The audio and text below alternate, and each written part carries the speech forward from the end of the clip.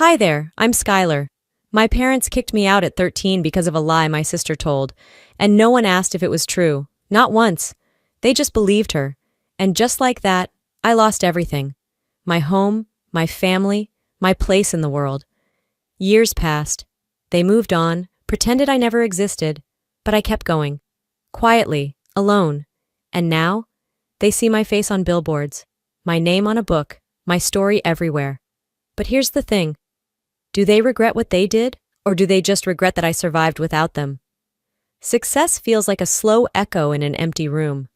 It bounces off the walls, loud at first, then fades into a kind of silence that only survivors recognize. I never imagined the first time I'd feel the weight of everything I'd achieved would be because of a text message. It wasn't congratulations. It wasn't anything personal. It was just a name. Mom. Lighting up my phone after over a decade of absolute silence.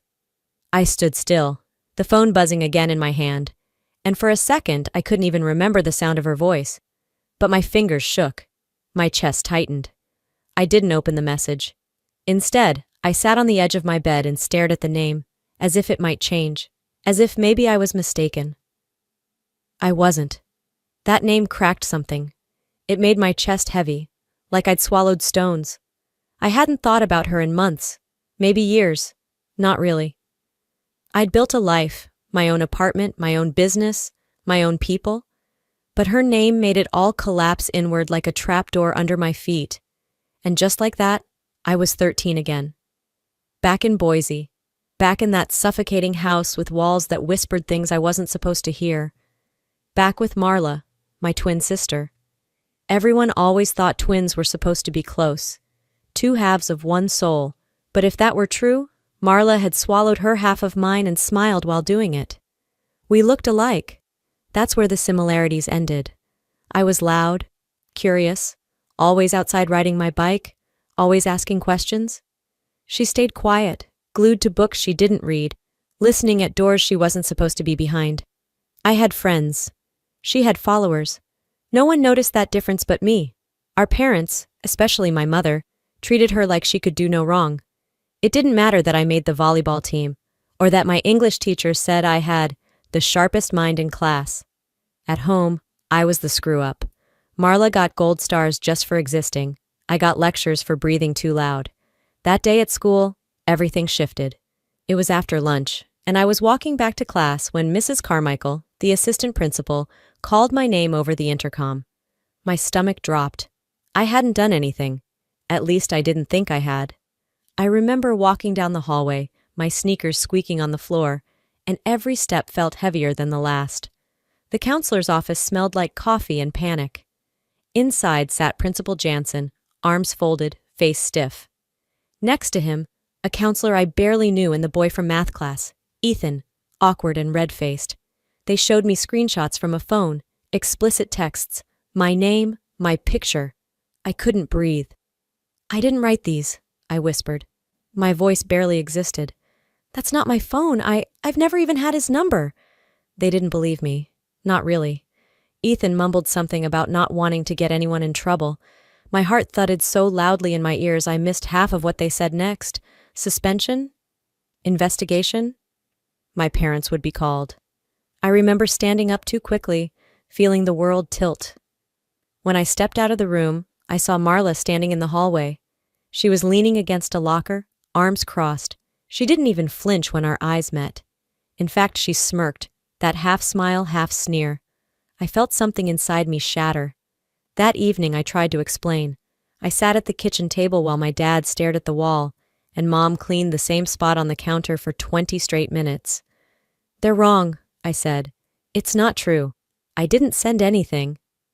Mom turned to me like I'd insulted her personally. Marla would never do something like this, she said without even blinking. I hadn't mentioned Marla. Hours later, I left my room to get water and stopped cold in the hallway. The lights were off. Their bedroom door was cracked open. I heard Mom's voice, low but sharp, like a blade pressed against skin. I can't deal with her anymore. Marla's the only one I can trust. The other one? She's just trouble. I didn't cry. I didn't move. I just stood there, barefoot on the hardwood floor, feeling like a ghost in my own house. Maybe I already was. After that night, nothing was the same. Marla walked through school like royalty. I shrank. Teachers looked at me with pity or suspicion. My friends drifted off, one by one, avoiding eye contact like they might catch something from me. I stopped speaking in class. I stopped showing up to practice. I started eating lunch in the girls' bathroom. That stall became my only safe place, cold tile walls and all. One afternoon, Miss Glassman handed me an envelope. Suspension, official. It wasn't the school that broke me. It was the silence at home. The fact that when I showed my mom the letter, she didn't ask if I was okay. She didn't even look at me. I kept that suspension letter tucked inside my math textbook, pretending I might still need it someday. Like maybe someone, somewhere, would finally care to read it and realize they were wrong. But no one asked, and no one looked. The envelope stayed sealed. My world, however, didn't. The house felt smaller almost overnight, like the walls had decided I didn't deserve space anymore. It wasn't just that I couldn't return to school. It was that home had shifted from cold indifference to something far more calculated. My mother didn't scream. She didn't slam doors or throw dishes. She just made sure I knew I wasn't welcome in my own life anymore. "You'll stay in your room until you learn to act like your sister," she said one morning, not even bothering to turn and look at me while she folded a dish towel. Her tone was flat, efficient, like she was talking about a grocery list. "Act like a liar?" I mumbled. Wrong move. Her eyes narrowed just enough to make the air in my throat freeze. "Don't push me, Skylar." I wasn't allowed past the hallway. No television, no phone. My laptop disappeared. When I asked about it, my dad shoved his hand in the air and muttered, "Don't make this harder than it has to be." That was his thing. Passive threats, emotional landmines disguised as reason. By day 3, my door was gone. Literally unhinged and dragged into the garage like it had committed a crime. In its place, my dad had taped a paper sign written in red marker, "Restricted area, do not enter." I stood in front of it for a full minute before going back inside. My room wasn't a bedroom anymore. It was a punishment cell. Food was left outside on paper plates like I had some kind of disease. The only contact I had with my parents was the sound of footsteps coming and going. Marla's voice floated down the hall every evening. Fake laughs, loud compliments, some new show she was watching with Dad. She even called him Pops now, like she was in on a private joke I didn't get to hear. The worst part wasn't the cruelty. It was the control, the eerie silence in place of answers. I scratched a question into the corner of my wooden desk with the tip of a pen. Am I even their daughter? One night I decided I couldn't take it anymore. Not the silence, not the invisibility. I folded a piece of notebook paper and started writing. It wasn't long, just a few lines. "I'm still your daughter. I don't know what Marla told you. I just want to be heard." I slipped it into a plain envelope and wrote Mom in cursive across the front. No frills, no begging, just truth. I tiptoed down the hallway while the living room TV hummed in the distance. Her bedroom door was cracked open. I placed the envelope on her neatly folded throw blanket and backed away like I was handling a grenade. I didn't sleep that night. I kept waiting, listening for the sound of footsteps approaching, the possibility that she'd knock or even just slide the door back into my frame. Nothing. By morning, the envelope had returned. It was on my pillow, torn directly down the middle. Not a word written, not a note. Just a quiet act of violence that made it clear. I wasn't misunderstood. I was unwanted. I pressed the ripped paper against my chest like I could somehow absorb it and dull the sting. My body curled in on itself as Marla's voice echoed from the kitchen. She was talking to Dad again, laughing. Something about a comedian on late-night TV. "I swear," he said, "my wife's so dumb, she thinks a prenup is a fitness app." Dad chuckled, amused. They were bonding over punchlines while I counted ceiling tiles and tried to imagine what life might feel like without always trying to prove I belonged. That night I made a choice. I flipped open my old math notebook, useless now, and began writing in the margins. Not equations, just memories, thoughts, moments no one saw. I called it the Book of Nobody in my head. That name made sense. I wasn't Skylar anymore. I was nobody. I wrote about the hallway, the paper plates, the missing door. I wrote about how quiet cruelty cuts deeper than yelling.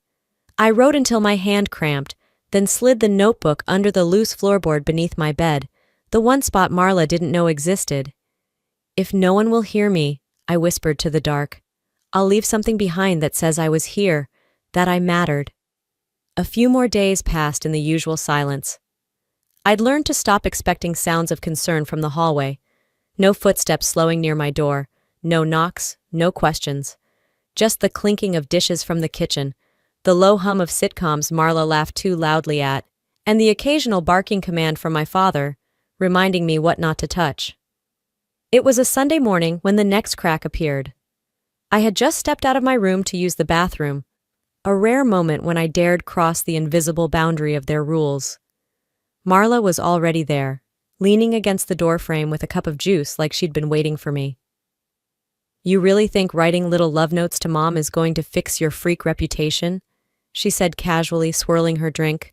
I ignored her and stepped forward, reaching for the doorknob. She didn't move. "You don't get it, do you?" she whispered, smiling. "You were never one of us." I didn't reply. I pressed my shoulder slightly, nudging past her, not shoving, just enough to squeeze by. She gasped dramatically and dropped to the floor like a rag doll, letting the cup spill across the tiles. "Ow! She pushed me! She did it again!" she cried out loud and trembling like she was auditioning for a crime show. I froze. My hand was still on the bathroom door. I hadn't even looked at her. An hour later, my mother appeared at my door. No knock, no warning. She stood in the frame, holding an ice pack against her temple like a crown of accusation. "You shoved me into the doorframe, Skylar," she said coldly. My head snapped up. "What?" "Marla said you were angry. You shoved past her. She said you've been unstable. Then when I asked you to explain, you lashed out. You hit me." I shot up from my mattress. "I didn't touch you. Are you kidding me?" My father's voice boomed from behind her. "You've crossed the line." He shoved past both of us and yanked open my closet door. "Get your things." "What? No, please, just listen to me." He was pulling clothes off hangers and tossing them into my old duffel bag. No folding, no care. Like I was already gone. I ran to grab his arm. "I didn't do anything." "You're a threat to this house," he growled. "To your own mother." "She's lying," I cried, pointing toward Marla's room. "Ask her to say it to my face." My mother didn't speak. She stood behind him like a shadow, arms folded, expression carved from concrete. I wanted to scream, but my throat was closing. The panic sat hot in my chest, rising like bile. I tried again. I begged, "Please, please, Mom." She turned away. I sank to the floor, knees hitting hardwood, sobbing into my hands as the zipper of my duffel closed behind me like a prison door. As my father stormed out, I reached for my phone. Somehow it was still in the drawer. Maybe they'd forgotten it. My fingers trembled as I opened the screen. Marla had posted her latest masterpiece. "Abusers belong behind locked doors or out in the street." Over 400 likes. Comments flooding in. "Stay strong, girl." "You're so brave for speaking up. She's toxic. You don't deserve that." I dropped the phone onto the bed like it burned. She'd gone public. She wasn't content ruining me at home. She wanted an audience. I didn't have anyone to call. Not really. So I did the only thing I could. I slipped outside, crossed the street barefoot, and knocked on Mrs. O'Neill's door. Her eyes widened at the sight of me. "Skylar, honey, are you okay? Can I use your phone?" Minutes later, Grandma Eloise's voice cracked through the speaker. "I'm coming right now." She arrived in 15 minutes flat, storming into the yard like a hurricane dressed in orthopedic shoes and a windbreaker. "Where is she?" she asked. "Where's Denise?" My mother emerged from the porch, arms crossed. "She can't stay here anymore," she said bluntly. "She's unstable." Eloise's jaw tightened. "She's your daughter, Denise. She's not safe." My father appeared behind her. "She can take her, but she's not coming back." Eloise squared her shoulders. "You think treating your own child like garbage makes you better? Richard, if you weren't my son-in-law—" He cut her off with a sneer. "You say one more word, and I swear I'll call CPS on you for interfering." That was it. Eloise turned, her voice soft now. "Let's go, Sky." I didn't argue. I didn't even grab the duffel, just my backpack. No one stopped me. No one apologized. No one even looked up. The door closed behind me, and I didn't flinch. I climbed into the passenger seat, still trembling, as Eloise drove in silence. We passed the school, the park, the gas station where Dad used to take us for ice cream. None of it felt real anymore. My hands clutched the straps of my backpack like they were the only things tethering me to earth. In the rearview mirror, my house got smaller and smaller, like it couldn't disappear fast enough. The first night at Eloise's house, I barely moved. I curled up on the pull-out couch like a stray animal that didn't know if the new shelter was safe or just temporary. The silence wasn't as sharp as it had been in my parents' house. It was softer here, the kind you fall asleep to. Still, I didn't. Over the next few months, I built a routine. Wake up before Eloise, fix my own breakfast, walk to school, keep my head down, come home, study, eat quietly, sleep, repeat. She never asked questions unless they mattered, like whether I wanted chicken or meatloaf, or if I remembered to take the trash bins out. That was the kindness I hadn't realized I'd needed. But healing isn't instant, and comfort isn't a cure. Even in a safe place, shame clung to me like smoke. I walked through the hallways of my new school, with my shoulders curved inward, like I was trying to take up less space. My new classmates had heard things. Rumors spread fast, even in towns that barely knew your name. One Monday, I opened my locker to find a sticky note. She hits Mom's, stay clear. I didn't report it. I peeled it off, crumpled it, and tossed it. My skin burned, but I said nothing. The whispers got louder as the days passed. I caught pieces. That's her, Skylar something. She pushed her mom into a wall. Wasn't she in juvie or something? I never corrected them. What was the point? My own family hadn't defended me. Who would believe me now? Then, during lunch one day, a girl with bright orange nails leaned across the table and smirked. So, she said, loud enough for the next 3 tables to hear, how's life outside the detention center? Her friends burst into laughter. I stood up without a word, carrying my tray to a corner seat near the vending machines, my new safe zone. It wasn't a stall, but it felt just as isolated. Despite it all, I kept my grades up. Straight A's. No skipped classes. I refused to give Eloise a reason to regret taking me in. She never asked for anything, so I never asked for help. That was the silent agreement we lived by. But even engines burn out if you run them too hard. One afternoon, somewhere between biology and history, I remember standing up from my desk and then... nothing. Just a sharp, muffled thump. By the time I opened my eyes, the nurse was hovering over me and my classmates were gone. They said I'd fainted, said I looked pale, said it was probably dehydration. I knew better. They called an ambulance anyway. At the hospital, under the white blue lights and sterile scent of sanitized everything, I laid still while nurses checked my vitals and whispered about exhaustion. One of them said something about malnourishment. Another asked if I'd been skipping meals. Eloise arrived 20 minutes later, face drawn and silent. She sat beside my bed and held my hand while the doctor talked. And then she did something I didn't expect. She pulled out her phone and called my mother. I could hear the ringing, the click, and then Denise's voice, sharp and unbothered, coming through the speaker. She's at the ER, Eloise said. She collapsed. A long pause, then, that's not my responsibility anymore. You chose to take her. She's yours now. My eyes met Eloise's. She moved to hang up, but I spoke first, voice low and firm. Don't call her again. She nodded. I didn't cry. Not this time. The nurse came in an hour later with a clipboard and a warm smile that didn't quite reach her eyes. We're going to keep you overnight for observation, sweetheart, just to be safe. Okay, I said, already turning my face toward the wall. Later that evening, while Eloise went home to grab fresh clothes for me, a different nurse stepped in, young, probably fresh out of nursing school. She held a stack of magazines and paper in her arms. We leave these in the teen wing. Sometimes it helps pass time. She set them on my tray. Flyers, doodled notebooks, even a puzzle book. One flyer caught my eye. Bold letters across the top read, National Young Writers Competition. Entries now open. Something shifted. I reached for it, fingers brushing the edges, and glanced down at the fine print. Original short story. 1,500 words. Submit by March 15th. I didn't know if I could write fiction. I didn't even know if I wanted to. But something inside whispered, try. That night from my hospital bed, I took the blank back of the flyer and started scribbling in pencil. Not about my life, not yet, but something close. A girl trapped in a glass house. A voice no one could hear. The words came slowly at first, then faster. No one's coming, I wrote near the bottom, but I'm still here. A week after I left the hospital, I mailed in the story. I didn't expect anything to come of it. I didn't even sign my full name, just Sky. That felt safer, like I could dip a toe into the world without letting it swallow me whole. But 3 weeks later, an envelope showed up at Eloise's mailbox.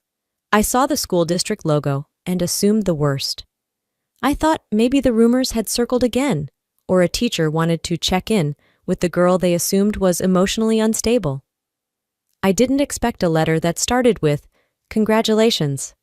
I had placed second in the regional round. My story would be published in their annual anthology. There'd be a small award ceremony at the local library. Nothing big, but to me, it felt enormous. Eloise read the letter twice. Then she turned to me with watery eyes and said, "You did this, all on your own." It was the first time I'd felt proud. Not quiet survival proud, not I got through the day proud, but genuinely accomplished. Like I wasn't just existing anymore. I was building something. News of the competition must have made its way around town. Small towns were like that. Whispers traveled faster than cars. A week before the ceremony, I got a phone call. Unknown number. My stomach dropped when I heard the voice.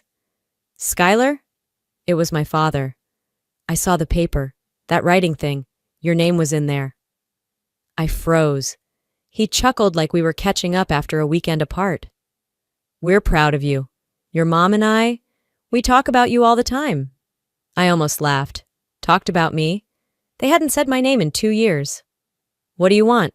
I asked flatly. There was a pause. Just enough silence to feel the shift coming. "Well, we were thinking maybe you'd want to come by sometime. Visit. Maybe catch up." "Catch up," I echoed. "You're doing well. And, well, things have been tough around here. House repairs, bills, retirement planning." There it was. "You want money," I said. "What? No, not like that. We just thought since you're doing well, maybe you could pitch in a little." My jaw tightened. "I was 13 when you kicked me out," I said. "You didn't even give me shoes. Now you want help with your roof?" "Skylar," he sighed, like I was the dramatic one. "Family takes care of each other." Funny, that's not how I remember it. I hung up. I wanted to throw the phone, but instead I wrote. For hours. Not fiction this time, just memory. My truth, the broken version, the raw version. The next day I posted the story to my private blog. No names, no exact details. Just the truth. I didn't expect anyone to read it, but they did. Dozens of comments, then hundreds. People saw themselves in it. And then, a week later, I got a text from a cousin I hadn't spoken to in years. "Is this about your parents?" Then another message. "If you ever want to tell your side, I'll listen." And another. "We always wondered why you disappeared." I didn't reply right away, but I started planning. The next call came 2 weeks later, this time from a blocked number. "You think you're so clever," Marla snapped. "Writing garbage online, making people pity you? Grow up, Skylar." I didn't answer. "You're not special," she hissed. "You're just bitter. And lonely." I almost thanked her, because in that moment I knew she was wrong. I wasn't lonely. I had Eloise. I had words. I had strangers who believed me. That was more than I'd ever had with them. The final straw came the following weekend. My parents called again, this time both on speaker. "We saw what you posted," my mother said coldly. "You're painting this family in a bad light." "I didn't mention your names." "You might as well have. People are talking. Your aunt called us crying." "That's not my problem." "You want to play games?" my father snapped. "Fine, but don't expect us to just sit here while you ruin our lives." "Funny," I said calmly. "That's what I thought when you ruined mine." The silence on their end was delicious. "Here's my condition," I added. "You want money? You want me back? Then get in front of the same people you lied to and tell them the truth. That Marla framed me, that you abandoned your own child, publicly, not a text, not a phone call, an actual statement. You're insane, my mother said. No, I replied. I'm done being silent. You'll regret this, I smiled.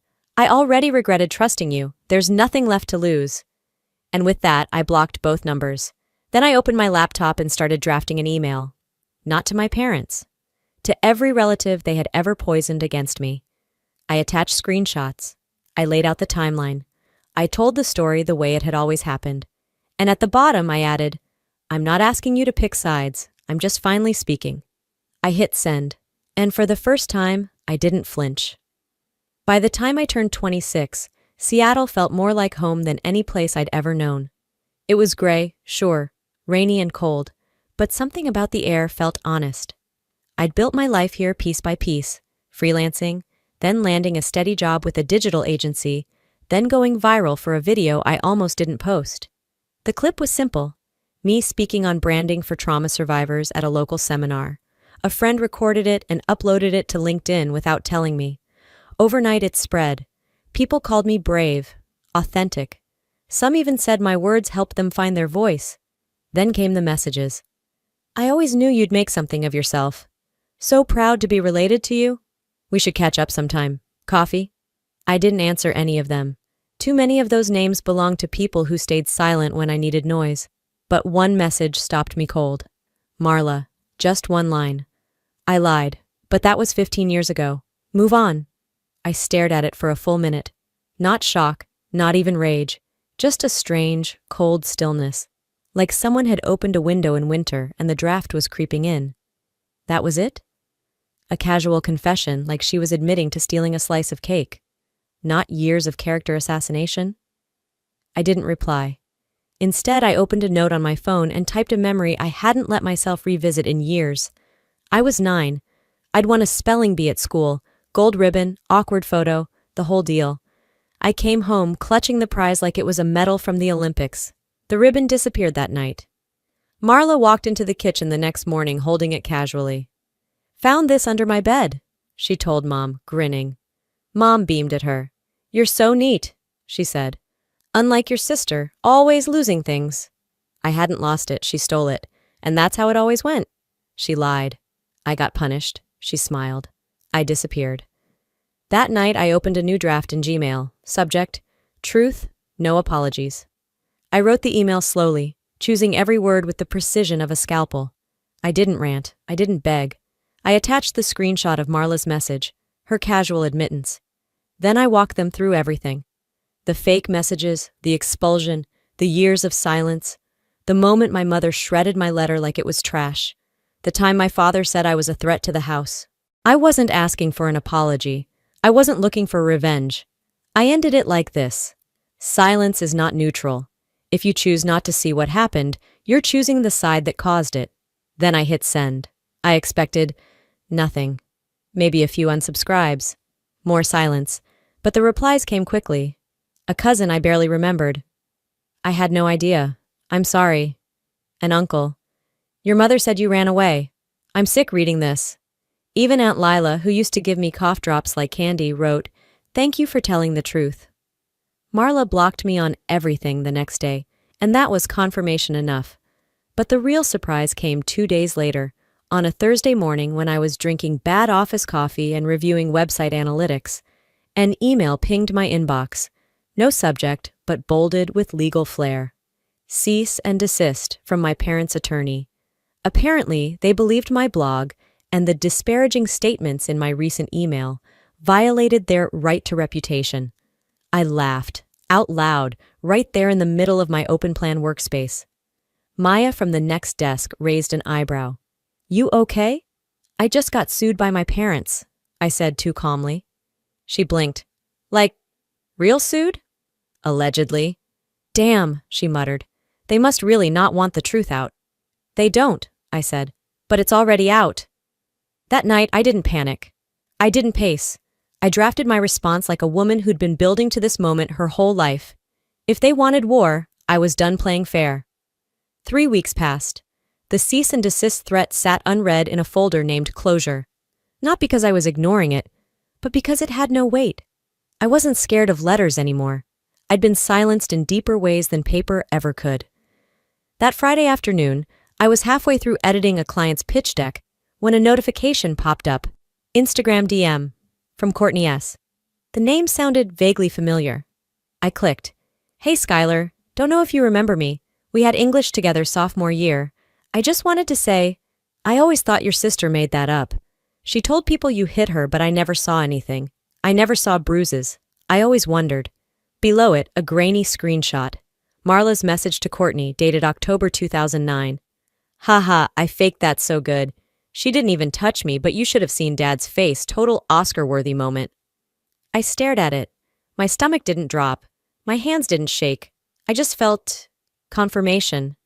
Like a ghost I'd spent years trying to convince people was real had finally spoken on tape. I saved the image. Then I called my cousin Kaylin.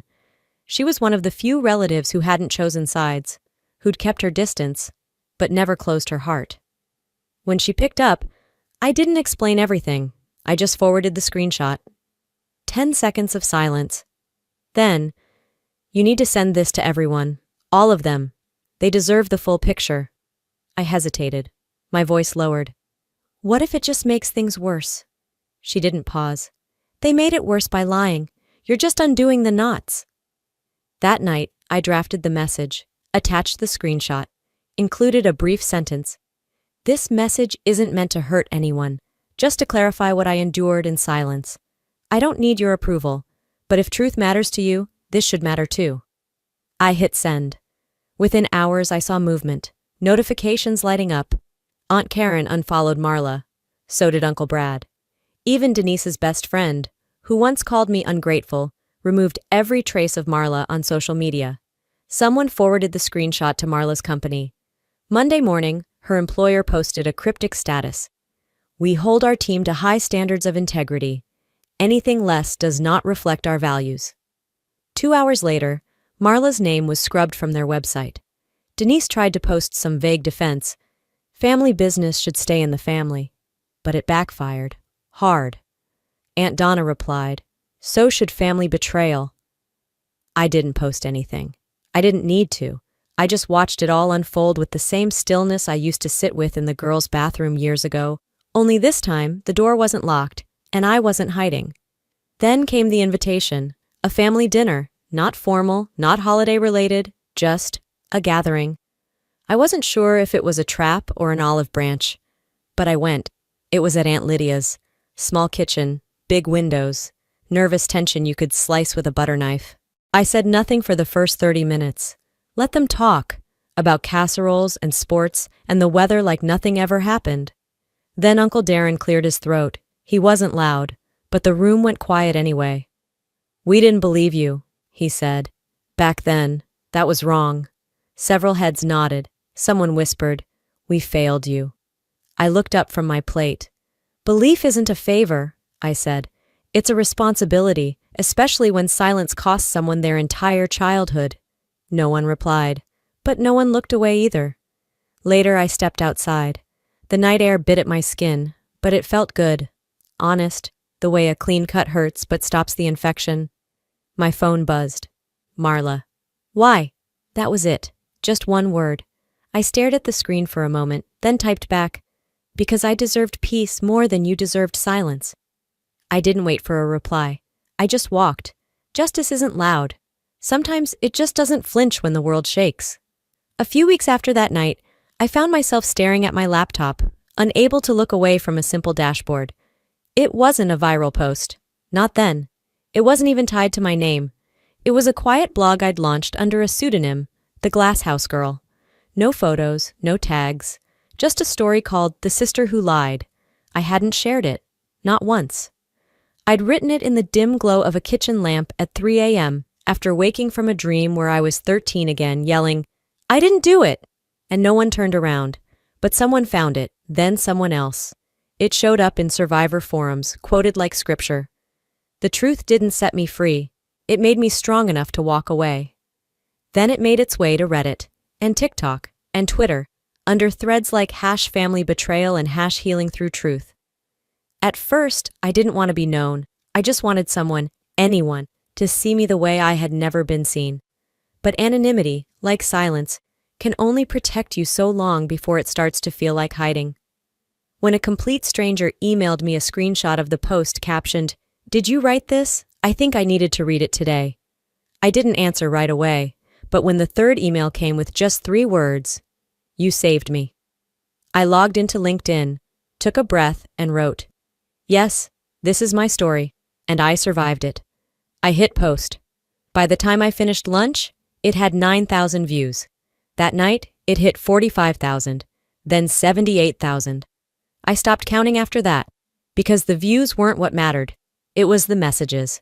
Some said, "This happened to my brother." Some wrote, "I'm 60, and I thought I was crazy until now." Some just wrote, "Thank you." I thought I'd feel exposed. I didn't. I felt anchored. For the first time, I wasn't just reacting to pain, I was repurposing it. Then, a message came through from someone named Ben Rivers, editor, New York. "Your voice is lightning in a bottle. I think this story needs to be a book." I stared at it for a long time, not because I didn't believe him, but because I'd never let myself imagine that far. A book? About this? About me? Would it feel healing, or would it feel like reopening the wound? I called Eloise that night. She was halfway through folding laundry, but she stopped when I said, "What if I wrote it all down for real this time?" She didn't hesitate. "If it helps someone else not feel crazy, it's worth it." I called Ben back the next day. "I'll do it," I told him, "but on one condition. Name it. No sugarcoating, no soft focus. If we do this, it's raw, honest, full truth." He didn't flinch. "That's exactly what I want." We signed the contract a week later. I flew to New York to meet the team, walked into that publishing house with a borrowed coat and secondhand boots, but stood like I owned the place. In the conference room, I handed them my manuscript, every page of pain, mapped and organized, footnoted, and finally believed. Later that evening, I sat in the hotel, rereading the comments on the original post. There were hundreds. Some were from teenagers, others from people decades older than me. A few just left emojis, but one stood out. No profile picture, no username, just words. "I never told anyone, not once, until I read this. Thank you." That night, I opened the front page of the manuscript and wrote, "For those who survived what they couldn't prove. Healing doesn't mean the scars disappear. It just means you're no longer bleeding." The bookstore was already buzzing when I stepped inside. Portland rain slicked the windows, and the scent of paper, coffee, and something vaguely cinnamon hung in the air. A stack of my memoirs sat at the front, their glossy covers catching the warm light. Uninvited, the house I built alone, my name beneath it, real and unhidden. A woman in her 50s clutched the book to her chest as she approached me. "I read it in one night," she said, voice trembling. "I thought I was crazy for 30 years. I nodded and opened her copy. My hand moved on autopilot. "To your voice, may it never be silenced." The line stretched past the shelves, past the cafe counter, winding near the entrance. Some readers were crying, some couldn't speak. A few just smiled through trembling lips. I didn't feel like a hero. I felt like a witness, not to my own pain anymore, but to the fact that we weren't alone. That evening, back at the hotel, I turned on my phone and saw the email. No subject line, just my dad's name in the from field. "Your mother is sick. She wants to see you." That was it. No greeting, no explanation. I stared at the screen for a long moment, fingers hovering over the keyboard. Then, slowly, I typed, "I hope she finds peace. But I'm not the cure for her guilt." I didn't send it. I didn't need to. Forgiveness doesn't always end in reunions. Sometimes it's just letting go of the hope for a better apology. I closed the laptop and sat by the window, watching the street below blur under the rain. Somewhere in that same town, my parents probably sat in the same house, in the same chairs, maybe even saying my name, but not in love. Only in absence. I didn't need to go back. News had traveled. Marla had moved out of state after the social fallout. No public statement. No court case. Just disappeared. Her job no longer listed her on their website. The applause was gone, and all that remained was the hush that follows truth. As for Denise and Richard, they stayed put, still in that beige house in Boise, same curtains, same porch swing. But I'd heard they don't host family dinners anymore. They rarely get visitors. And when my name comes up, it's not with pride. It's with a grimace, like someone remembering a wound that never quite healed right. It's not revenge. It's reality. 6 months passed like a breeze after a storm, calm, but never quite still. Next week, I was flying to Boston. I'd been invited to speak at a national trauma recovery conference. Keynote. I packed light. Just one suitcase and my old notebook, pages now full of scribbles, tear stains, and things I never thought I'd say out loud. Eloise stood at the curb when I loaded the car. She hugged me, tightly and without ceremony. "You didn't just survive, Sky," she whispered. "You lifted the whole storm off your shoulders." I smiled into her scarf. "And now I get to help others weather theirs." As the car pulled away, I watched her grow smaller in the rear view. Not because I was leaving her behind, but because I was carrying her with me. Her strength, her faith, her belief in the version of me that didn't need anyone's permission to speak. At the airport, I opened my phone one last time and scrolled to the bookmarked quote I'd saved years ago. "You are not what they did. You are what you decide to become despite it." I never needed revenge. I just needed to remember that my life was still mine. You know, for the longest time, I thought healing meant fixing everything. Repairing the relationships, earning back the love I never truly had, forcing closure where none existed. But I've learned something else, something truer. Healing isn't about returning to what broke you. It's about building something stronger from the pieces. If you've ever been silenced, shamed, or made to feel small by people who should have lifted you up, I want you to hear this. You still matter. Even when they don't say sorry, even when no one shows up, you matter. What we survive doesn't define us. What we choose to become after does. I didn't write my story for revenge. I wrote it so someone else wouldn't feel as alone as I once did. If that someone is you, then I'm glad I kept going. So now I'd love to hear from you. Have you ever been blamed for something you didn't do? Have you ever found strength in your silence or in finally speaking? Let's talk in the comments. Drop a 1 if this story touched you, or tell me where in the world you're watching from. If you disagreed with anything, tell me that too. Let's have a real conversation. And hey, if you want more true stories that hit where it hurts and heal where it matters, go ahead and subscribe to this channel. Hit the bell so you don't miss what comes next. Your story matters. Don't ever let anyone tell you otherwise.